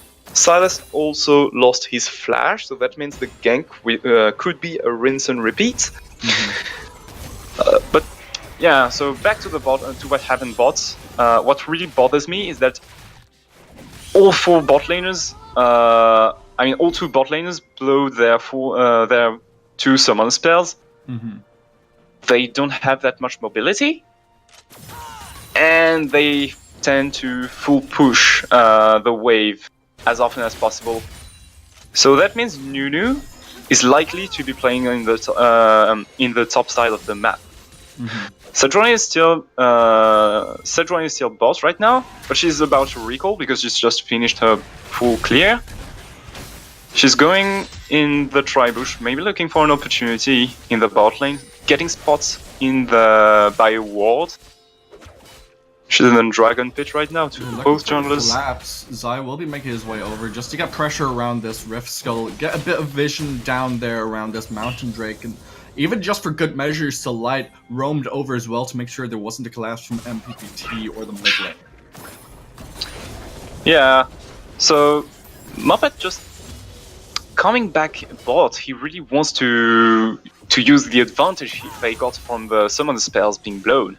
But pay attention to the vision in the bot side. It's actually almost impossible for him to make a gank.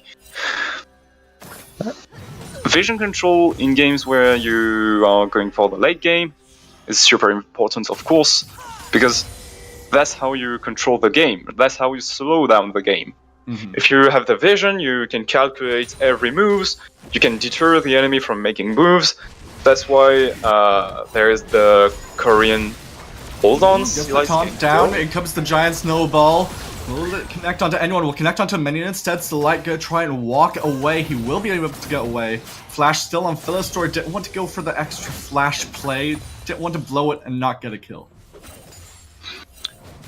Yeah, so as we've seen, the moment that ELG's bot lane steps forward, they expose themselves to a gank. And now Solite is down to 100 HP. He's either forced to recall, or he's giving, or he's risking to lose his life. So with this free pressure in the bot lane, they just told their mid laner to full push. And now they're getting themselves an uncontested Drake. Yeah. The Snipe was towards that top side, he took a red buff. didn't have the pressure mid, didn't have the pressure bot, just have to give up this Mountain Drake, which will help them out if they want to start sieging. And now he's looking for a again, gank the boss. bottom side has the biggest snowball ever come out as well, will not be spell shielded, doesn't have a lot of mana on the side of Reformed Johnny, but will use the On the Hunt to try and get away. Didn't need it, but used it just in case. That's why I was actually saying, is it worth when they got the double kill? Because it's a double kill on the Lulu support. So I wanted to wait and see how much it would backfire to have the kills on the support instead of on the AD carry. Well, eventually they didn't. Seadogs didn't make the most out of it, as ultimate comes down. Yeah, Vanguard's Edge comes out, and Tenente's in a lot of trouble here. Will be just hopped upon. That flash, probably not needed because you're probably going to go down anyway. We'll get a flawless duet, and Hitokiri picks up his second kill. And Hitokiri sure is flawless on his Irelia, getting the first blood early on in the game, and every time the camera snaps onto him, he's landing these flawless duets reliably, consistently. So,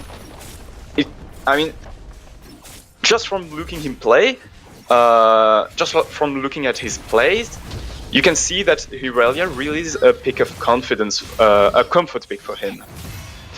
Yeah, it definitely is. Even though he went 1-6 in his last game and Zai went 15-0, they kind of flipped the books a little bit. 0-1, already Zai doing worse than he did on that last game, but they're going to collapse here. We'll get the Glacier person down. Didn't really need a huge amount of CC, but out comes the absolute 0. Will not be enough damage as Snipe picks up the kill, but in the top side, a 1-for-1 is going on, and Hitokiri will just slice and dice and take him down. Already 3-0, that's gonna be super huge for him.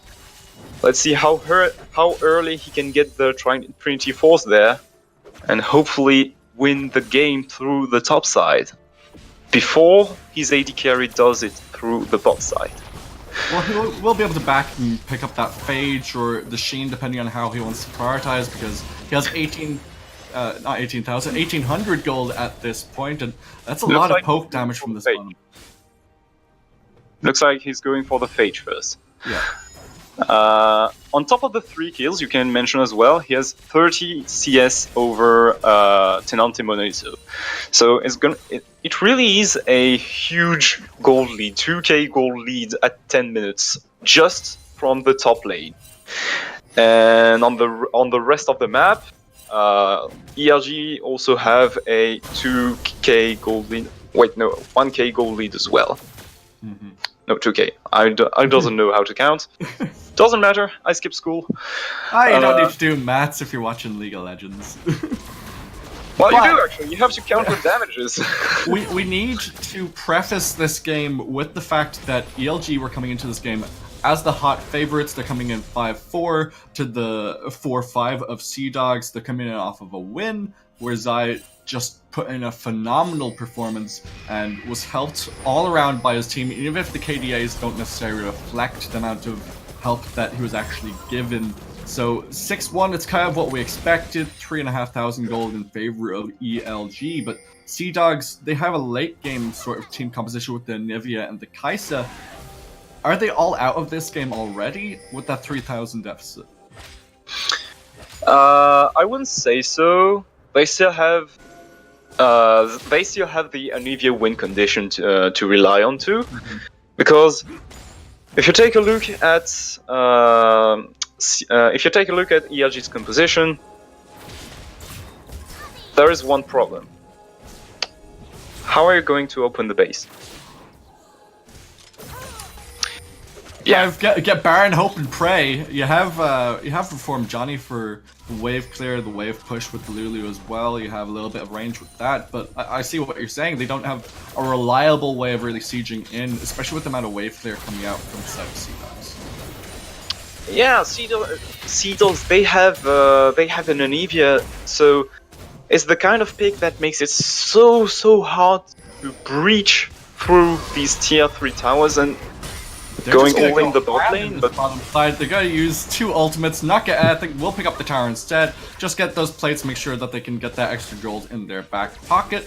And that's a lot of pressure that Snipe is putting down into this bottom side, making sure that the Sivir can get ahead and stay ahead of his enemy carry, but in the middle lane, Going to be a lot of trading between Zai and Midnight Brownie, and Midnight Brownie's taking the worst for wear from this. We'll have to flash away. Hidokiri's there. We'll miss the Vanguard's edge. We'll flash in as well. But in comes the Galio as well. We'll get the knockup. That comes the taunt as well. Hidokiri will be shut down. The Galio picks up that kill, but Sniper's there as well. Salite, they're in a lot of trouble from the side of the Seadogs. They have to call a full retreat here as they're going to turn this back around in their favor, taking a couple tower shots as well. MPPT will try and pick up the kill onto the Silas as the Nivea will go down into the egg form and then just be turned into an omelet as Sejuani will pick up a kill as well. This is a messy team fight going in both directions back and forth, but will end in favor of the Seadogs. Messy team fight, more like a skirmish. I felt like everyone was joining in one after the other, like they were passing by the mid lane saying, oh, there's a party going on and I'm not invited. So that's the shutdowns going, the shutdowns bounty is going to the side of Seadogs. Unfortunately, Galio picked the one on Irelia. But it still is a nice play for Seadogs to stall the game a bit and hopefully a bit. Yeah, just a bit, because even though that fight was went, say, even, an even fight when you're behind is already a small victory. It helps you stop the bleeding. They have kind of pushed the gold gap a little bit more in their favor, because it was a 6,000 gold gap and now it's a 4,000 gold gap, give or take maybe 50 or 60 gold. But the Nivea has an extra death, lost half her stacks on the Dark Seal, so went from 2 to 1, now has the Rod of Ages that will be stacking up as well as that tier, so still waiting for the Nivea win condition, as you said, to start to come online. But if we look at the Kaisa, she's sitting at 17 CS behind her lane opponent. She doesn't have her first item yet, still waiting for the cull to pay out. So you're still waiting for these item power spikes to come through, and you're still going even in these team fights, or even getting a little bit ahead. That's really good for the Seadogs. And speaking of item power spikes, I'm getting a little bit worried here for Seadogs, because I was talking about the Olivia win condition. But look at her stuff. She actually has a tier of the goddess with a Road of Ages. So that means she's going for the super late scaling. Yeah, she's going for the super late scaling itemization.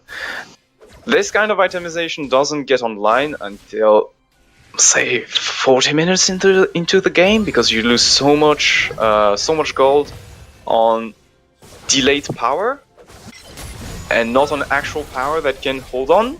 Fighting on both sides, and we didn't even get to see Midnight Brownie going down. Silas will pick up that kill, full retreat being called as the Permafrost comes down. Mammal will be taken out here as Absolute Zero will be coming down as well. Double kill coming through for the Silas, and that's great to see if you are Zai and the rest of his team as they start crushing the Seadogs. Midnight Brownie got caught in the river right there, because they were off with the support warding into the river. I don't think Poppy can get the kill right there. So, yeah, Midnight Brownie and Memail were warding in the river because the Drake is available, but they got caught. They thought they could get back mid through the river because they had the vision control, obviously. But when you have Sejuani, next thing you know, a Glacial Presence coming from the Fog of War, and you're dead. Well, they're going to try and push back the siege with the Rift Herald here, and Tenente will catch out Hidokiri. Not sure if you want to take this fight and don't have the backup of your team just yet. He will be polymorphed. He will be taken out. Zaya picks up that kill. Absolute Zero. Don't have a lot of damage at this point with your Cinder Hulk, but Philistor will pick up the kill onto Hidokiri. I'd say that that's actually worth, you know? Hidokiri has been one of the reasons that ERG can force plays right now. So taking him off the board just for losing an 0 and 4 Poppy, I say it's fine for them. So ERG just put down the Rift Herald, got nice damages on the tier 2 mid tower. Now, all they have to do is keep pressuring. Maybe I want them to pressure a side lane first before attempting anything mid. So it looks like they are looking for the top side of the map, maybe? Well, Baron will be spawning at 20 minutes, so that's another 3.5 minutes. So that's the next neutral objective to spawn on the map.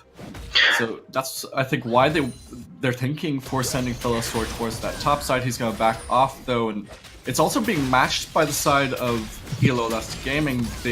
Their bot lane also towards that top side, so they will be able to contest this Baron, set up a little bit of a Baron dance, but one would have to think that will be in favor of Elo Left Gaming if that's going to happen. Yeah, ERG, if they play it well enough. He's just caught good out. They're spending catch. so much here, and Galio will be Teleport. coming in with the heroic entrance. In comes the teleport as well. Mammal can't find anything with the taunt, but they have the biggest snowball ever, and Sejuani is looking for something here. They have the Silas available. MPPT will be going down. Sai will just burst his health bar, and Snipe will not be letting the Poppy get it away. We'll just get the Permafrost. The Fell comes out as well, and we're just watching this instead of watching the main part of the team fight. Mammal cannot find the taunt once again. Zai will focus down the Galio. The Snipe will pick up the kill on the backside of the fight, and hugely in favor of ELG once again. Hirokiri wasn't even part of the fight. He's pushing the bot side of the map as Brownie will be going into the egg form. They can focus him down here. They don't care about Philostor. They don't care about the tower. Zai will pick up 2 kills underneath the tower, and the shield will be enough to get him out safe. First sword dive with the ultimate and the flash up. What can you do when there is so much damage, so much crowd control on the enemy team? Actually, not much. Even Hitokiri is trying to challenge Nunu there. Interesting. Just gonna go in and force his flash out. Mammal looking for something. Vanguard's edge will come out, but Hitokiri will be going down here. What? He's healing so much here. Force the flash out of the Nunu, but eventually Tenente will come in, just headbutt him and take him out. The runes and the Q spell doing the work, forcing Moped to flash, while it seemed he didn't have to. So Hitokiri showing us that Irelia still is a powerful pick when played well. Honestly, I was expecting much less action between the 16-minute mark and now, but it looks like ERG keeps on delivering. To be honest, in the pick ban, I was expecting for Seadogs to have watched that last game, or at least looked at the results of that last game, and banned out the Silas. He has a Magi Soul Stealer. He's going full into this Silas. He has his Luden's Echo. He has that Proto Belt, 10 stacks on his Magi's. He's looking to get the 25. And even if they group up now on the side of Seadogs, they're just going to be taken out. There's an 8,000 gold lead in favor of ELG. You don't have your Nevia Win Condition online yet. You have your Sorcerer's Shoes, 6 stacks on the Rod of Ages. That's basically it. You have your Dark Steel, sure, but you have no stacks on it. You have 1 item on your Philostor on the Kaisa as well, and it just feels like as if they're bleeding out too much. Yeah, ERG is feeling so confident that they are even putting a 1-3-1 right now. So Snipe joins Hitokiri just to assist him on the side lane. He comes in and actually makes it so much worse. Vanguard's Edge will be able to heal up a lot here. They're going to try and get out with the Q. In comes the Galio as well. We'll get the knock-up. Slight knock-up onto Snipe. Slowed down with the ult from the Nunu. We'll get the taunt down as well. Snipe is so tanky at this point with the Warmog's armor. Can he just walk it out? Actually, all 5 members from the side of Seadogs towards this bottom side just to take out 1 jungler. And look towards that top side. Zai is on the inhibitor tower. We'll take 1 out in the middle lane. The bottom side of Elo Less Gaming are doing the work. Yeah, they got the kill, but they lost so much on the map. They even lost the kill there. That's terrible for Seadogs. They lost everything. Even though they got a kill on Sejuani, meaning that ERG cannot do Baron right now, because they don't have the smite, it's super bad for them. The situation is dire, to say the least, because while they took so much time killing a Sejuani, so the tankiest member on the side of ERG, they spent at least 30 seconds killing that Sejuani on the bot side of the map. Meanwhile, Sivir cutting down through the tier 2 tower, getting the push on the mid lane. Silas did a huge job at taking out tier 3 top tower, getting that silent done as well. So now if you look at the map, ELG have all the cards in their hands to get the Baron done right. I was actually hoping that ELG would try the Baron. Just I think they 30 want to go minutes. for the double cloud trick. They want to zoom around the map. Yeah. But I still want to highlight that they could have done the Baron 30 seconds earlier because when SQ1 got killed, Hitokiri took a trade kill back onto Moppet. So that means Moppet was responding with a 20 seconds delay compared to Snipe, meaning if ELG started the Baron and let Snipe join in later, they could have grabbed the Baron without risking a 50-50. Oh yeah, they definitely could have. I was waiting for them to do it, but then they were just like, we don't want to try and risk this, even though they've a lot of more gold, they have 9,000 more gold, and they're actually going to catch out Zai here, forced to flash out of him, but not going to overly commit. Hitokiri is pushing that bottom side. Tenente on this Poppy can't 1v1 him at any stage here. He has 2 items, Community Force, he has his Titanic Hydra as well, so I would not want to be the Poppy trying to 1v1 him right now. He's going to actually group up with his team.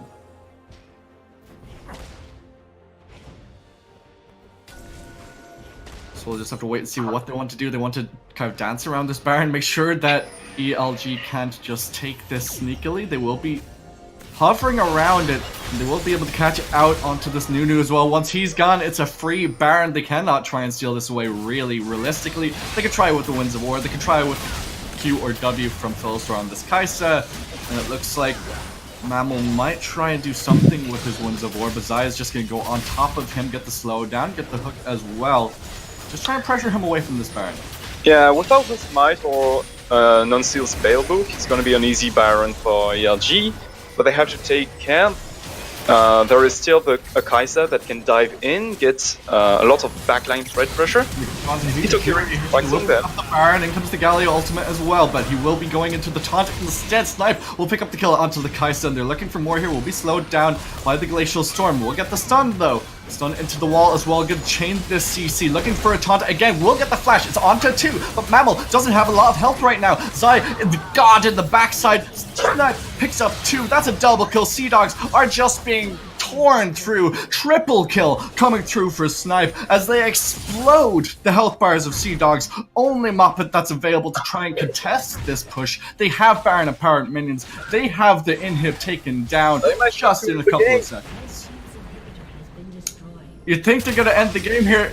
Hero play coming out from Moppet maybe. Has Philostar available. In comes the ult. We'll use the ult from the Nunu just for the crack, just for the fun of it. Moppet will be taken down almost on his fountain. Red Turret Inhibitor, sorry, Red Turret Nexus Tower will be going down. That's the second one that is the target. Uses his own Absolute Zero, trying to buy some time for his team to respawn, but they're just padding those KDA stats as Mammal, he's trying to be that beefy frontline tank, but you haven't enough beef if you're not an Alistar. Tenente going in with the Poppy, doesn't have enough damage, doesn't have enough beefiness. The Nexus will be going down, and ELS Gaming will be taking out Seadogs.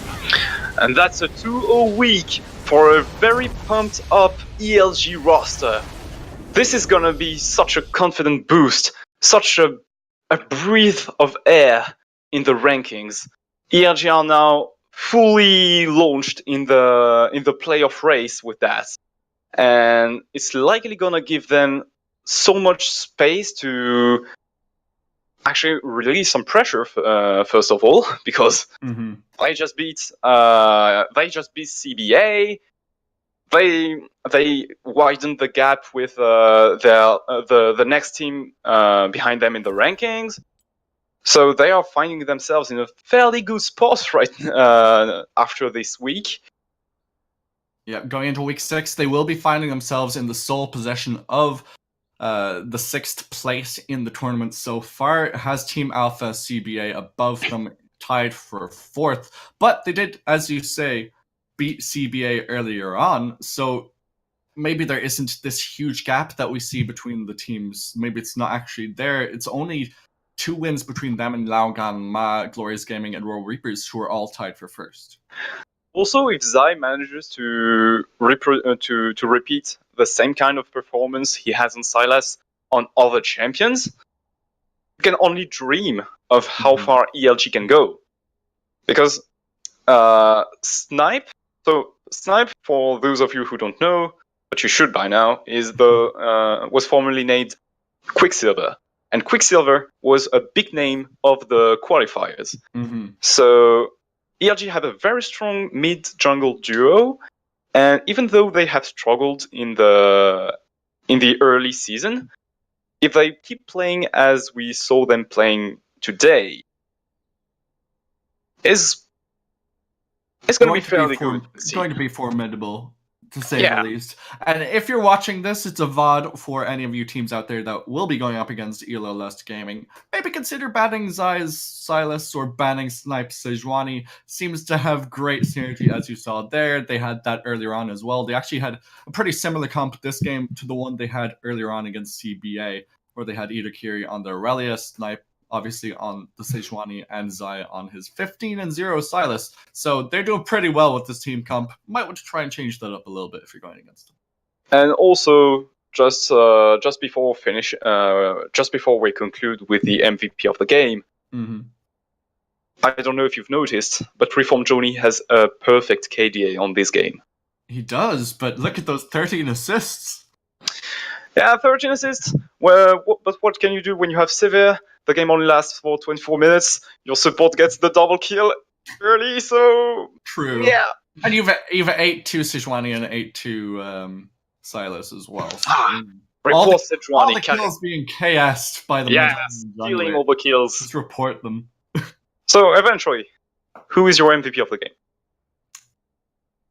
For me, I don't want to just go off of KDAs, but I feel like Zai was the MVP. I feel like he did what he needed to do. He didn't stomp his matchup, but I think he rotated enough and gave enough pressure with the help of Snipe in aiding the objective pressure and aiding the pressure that Snipe wanted to put down throughout the interim points between mid and bot, that I think it was just all-around decent play from Zai.